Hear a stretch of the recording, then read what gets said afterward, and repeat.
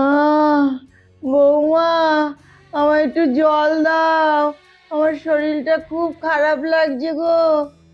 বৌমা, এ নিন ধরুন। তুমি তো একটু আমার সেবাও করতে পারো। কি করে আশা করেন বলুন তো যে সেবা করব? পুরোনো কথাগুলো কিছু মনে নেই আপনার? কাকু রান্না করেছে আর আমি ওনাকে খাইয়ে দেবো, কিন্তু আলাদা শোনো, এইসব কথা জানি আমার বাবুর কানে না যায়, তাহলে তোমার কপালে কিন্তু দুঃখ আছে, বুঝেছো? ওঠো, অনাট্রানি শুয়ে রয়েছে, যাও গিয়ে জামা কাপড়গুলো কাছে যাও। আমি পারবো না। পারবে না মানে? তোমার বাপের বাড়ি থেকে কাজের লোক দিয়ে দিয়েছে নাকি? যাও গিয়ে কাজকে যাও। কি কিছু মনে পড়লো?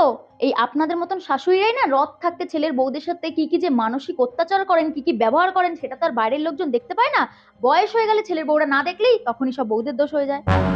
বৌমা, তুমি ঠিকই বলেছ। সব শাশুড়িরা নতুন বছর থেকে প্রতিজ্ঞা করুন যে কোনো বউকে আর অত্যাচার করবেন না, প্রতিটি বউকে নিজের মেয়ের মতো ভাববেন এবং ভালোবাসবেন।